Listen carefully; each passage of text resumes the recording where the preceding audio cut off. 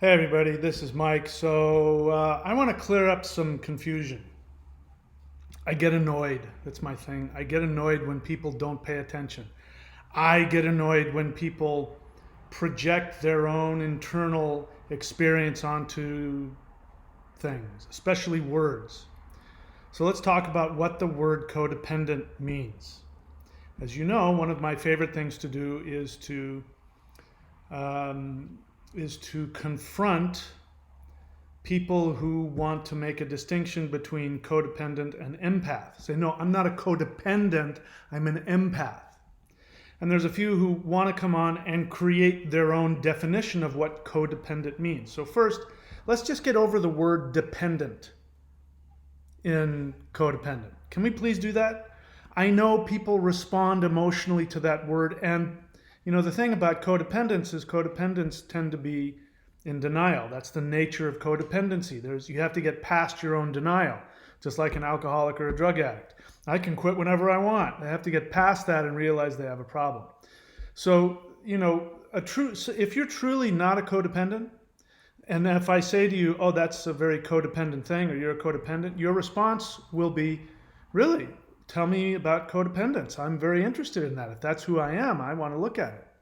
If your first response when I say you're a codependent is, I am not, I'm an empath.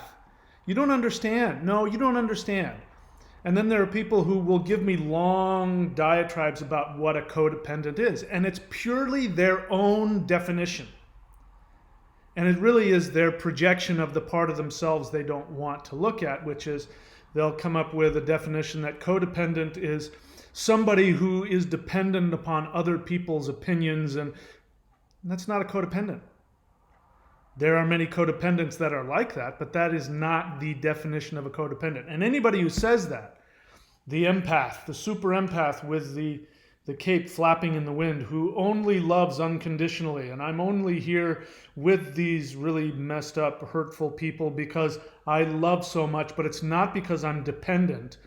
I just, for some reason, I can't express coherently, I can't leave them. But let's get over that word dependent, because you hear it as being weak. Whoops, sorry. You hear the word dependent as being weak.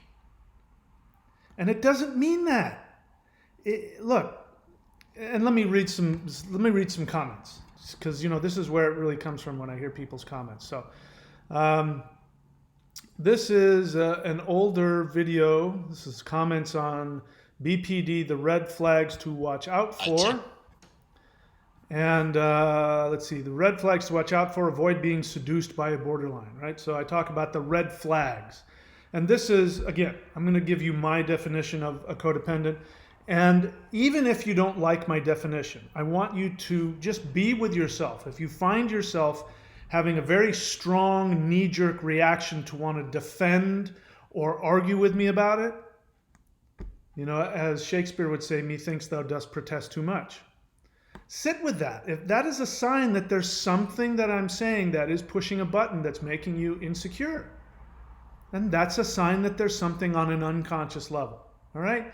You can pick up whatever definition you want later. Just for right now, just have the bravery to just look at yourself and see, okay? I have no personal agenda whether you're a codependent or not. But my definition of a codependent is codependency is a relationship dynamic. And it is something that has to happen. If you are on this channel because you've been with a borderline and you had a toxic experience, you're not on here because it was really empowering and wonderful. So let's cut the bullshit. You're on here complaining about them, talking about them, or wanting to work through your pain because you were trapped in some cycle that was unpleasant for you. That is the dynamic of codependency. One person has to take on and take up the slack for somebody else's dysfunction. You may feel like you're the dominant one in the relationship because you're the one that has the job. People have said this too. I'm not a codependent. I had a job. I was paying the mortgage. I did this. I'm responsible. I have morals. I'm not a codependent. That has nothing to do with it.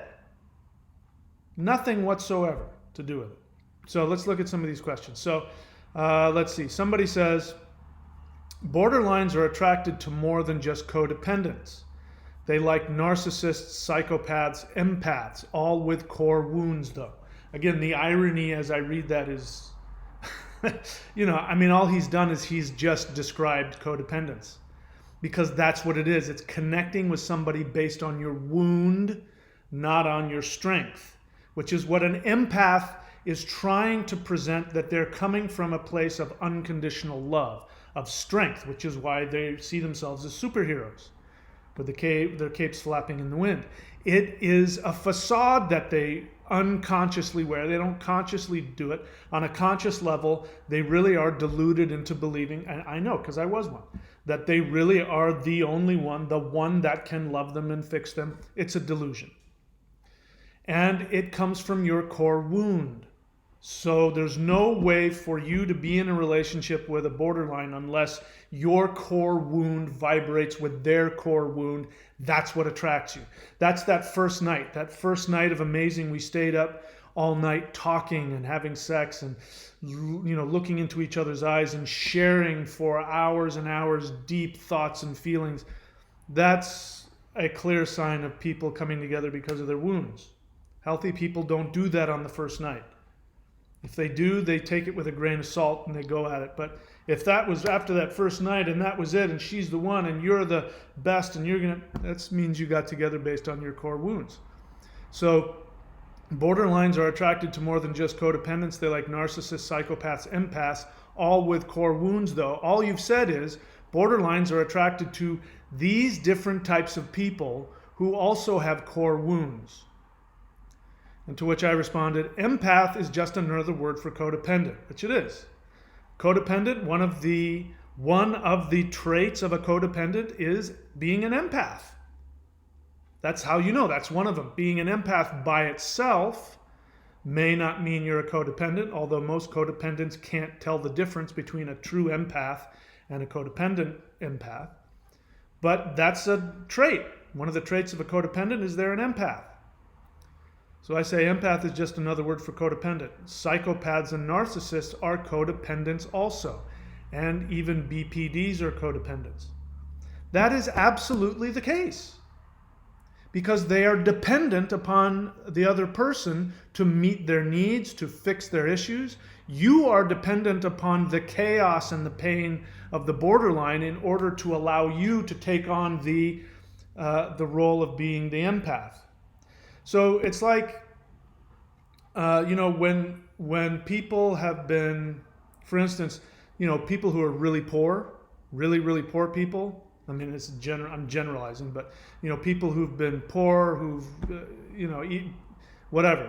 they've come out of a scenario where there've been generations of poor people. What do they like to do? They wear lots of bling. They wear gold chains and this and drive Cadillacs and they gold teeth and all that. That's a way of overcompensating for their feeling of insecurity for having been poor. The way that the codependent overcompensates for their feeling of being attached and attracted and connected to somebody who is unavailable and strings them along and throws them aside and all that. The way that they overcompensate by that is putting on the superhero costume. In fact, somebody pointed this out last time because somebody responded to one of my videos saying, Batman, empaths are this and that, and then quoted Batman. And I laughed at that. And then somebody responded and said, Batman is the epitome of, cluster B personality. And look at his relationship. He's in love with Catwoman, who's completely unavailable and is a cluster B personality herself. So, saying that you're an empath and you're not a codependent is another way of saying the way that I overcompensate for my insecurity and my need and my pain is by always presenting myself and taking on the role of the caretaker. It's not coming from a place of strength. Psychopaths, narcissists. Now, if you know anything about NPDs, and by the way, I wish people would be more specific because a narcissist could be anybody. any one of us is a narcissist at any point. It means you're wrapped up in your narcissism. Everybody has it. We wouldn't be human. If we didn't have narcissism, we would not incarnate. We would become enlightened. And narcissism is what allows us to have an identity. So there's nothing necessarily wrong with narcissism. It's only when it gets in the way of our ability to function and have relationships. What you mean by narcissist is narcissistic personality disorder. And that is literally neck and neck with borderlines. Borderlines and narcissist NPDs are basically two shades of the same issue. It's the same core wound that creates it. Narcissists tend to be, or NPDs tend to be masculine more often than not, and they tend to have more well-developed defense mechanisms. So people have said that borderlines are actually vulnerable narcissists. So it's the same thing. But as you know, borderlines are, but narcissists are absolutely codependent. They are completely dependent upon you loving them. That's why they love bomb you. They're completely dependent upon controlling you and getting you to do what they want. Those are all aspects of codependency. Your need to fix the unfixable is your narcissism. And that is why you are also a codependent. So that's what I said. So the response to that was, let's see, I have to disagree with you here. Plenty of BPDs get strung along and used. What does that mean? So what? That doesn't mean anything. You're just telling me again that they are codependent. BPDs get strung along and used. That is a sign of codependence. And then they say they love the challenge and the chase. So do you. Or you wouldn't chase after somebody who was unavailable. All you've said is that BPDs and non-BPDs are codependents. That's all you've said there. And then this person says, if you don't get attached and can stay aloof, you can pretty much have them at any time. That's called being a narcissist. Now, assuming that you're not an NPD, you are pretending, you are overcompensating. I know because I thought about doing it myself. My borderline ex talked on and on and on about the narcissist that she was with and the, all of the, the abuse and the control and all of the crazy sexual things he would make her do, which she wouldn't do anymore. And I remember thinking, I wish I could get her to do that. Well, if I start acting like a narcissist, and I started coming up with this, I was going to do just that, stay aloof and, hit and run and then play all the games because, that would have been a way to keep a borderline happy because they either want to be with an abuser, a narcissist, or they want to be with a codependent. But the reality is what they are doing with the narcissist is they have a much longer game plan to turn that narcissist into a codependent. And the NPD, after a while, will be chewed up and destroyed and discarded. She eventually discarded the narcissist after she had picked him apart. They wait. They enjoy the distance and the abuse, and they enjoy not being able to actually connect. That's why they stay with narcissists for long periods of time. But eventually their goal is to wear them down and to open them up, and then once they do, they will chew them up and discard them. So you're trying to play that game, which means that if you're not a narcissist, it means that you are in so much pain that you're going to try and play the game that they're trying to get you to play. You say if you don't get attached and can stay aloof, you can pretty much have them at any time. I'm assuming you mean that sexually. And you are their toy as well. Because, it's just very clear. That is not a relationship either. So if you are wanting and pursuing that, it means that you are such a broken codependent that you're willing to pretend to be a narcissist just to get what you can from them. But I'm quite certain that even if you are playing this game and you are consciously planning it out, the hit and run, you're going to go in and get some and then stay away for a couple of weeks. I know that you're spending time thinking about them the whole time, planning it out. or you're a narcissist yourself, which means that you're also a codependent. Narcissists need love and approval and all of that garbage that they need as well. Then this person says, I think you are only looking at this from your personal perspective. What other perspective am I supposed to look at it from? Am I supposed to look at it from your perspective? What is that supposed to mean? What you're saying is you think I'm just projecting my codependence onto it and that you're different than me. And I don't buy that for a second. Unless you are an NPD, which I don't think you are. Then he says, it's when you get attached is when their behavior starts to change. Yeah. What is your point? You haven't made a point here. Let's see. And then Unknown Artist said, that's just not true. When I said empath is just another word for codependent. Psychopaths and narcissists are codependents also. Even BPDs are codependents. Unknown Artists responded, that is just not true. I wish you would be more specific with clinical terms. And I wrote, I am very specific with my terms. I didn't make this up. Talk to any psychological professional. They'll tell you the same thing. Perhaps you might want to compare your personal definition of codependent with how the term is used in professional circles. Codependency is not one thing by itself. Codependency has to do with the dynamic of dysfunctional relationships.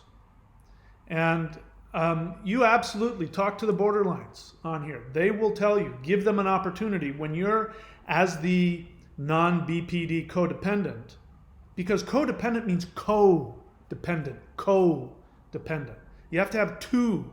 You have to have two codependent dynamics for there to be a codependent relationship. The alcoholic and the codependent, the non-alcoholic codependent. The alcoholic is codependent also. They are the ones supposedly, causing all the damage and the chaos, but the other codependent is also feeding into it. So what you don't realize as the empath is that you are feeding into the codependence of the borderline, and you are helping them to stay sick and you are trying to get them attached to you. So you're trying to get them to be codependent to you. That's the dance. They win every time, but that's because you want it that way. Because if you are an empath, the truth is you cannot tolerate the thought of truly being loved.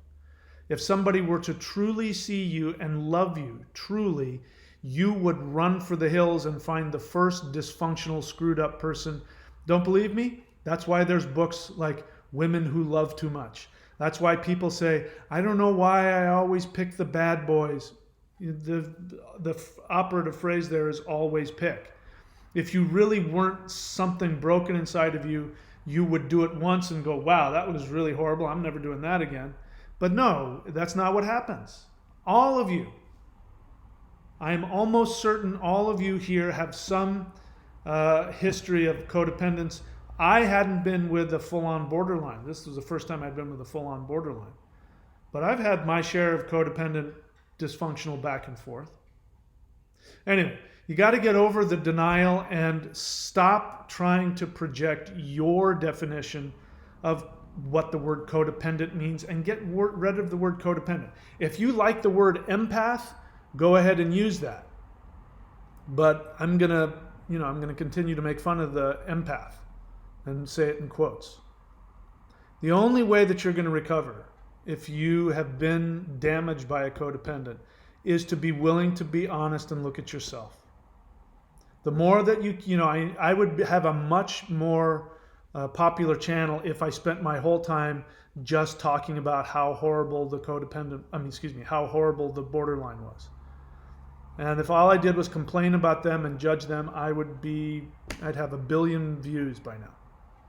So, I just need to do that. It was driving me crazy. I saw an old comment from something from a while back, and I felt the need to say something. So, codependence, it's time to wake up. Get out of the denial if you want to feel better. My 3-pronged approach: number 1, get with a therapist who helps with borderline personality disorder codependency. 2, go to CODA.org, CODA.org. You can go and do a meeting right now. Say, I'm new, I need a sponsor to help walk me through the steps. And then 3, do a daily meditation. I'm about to present a new program, which I think I'm going to do within YouTube, where I'm going to be teaching you some daily practices that I do, which might be helpful for you. So keep your eyes open for that. All right, that's it for me. Talk to you guys later.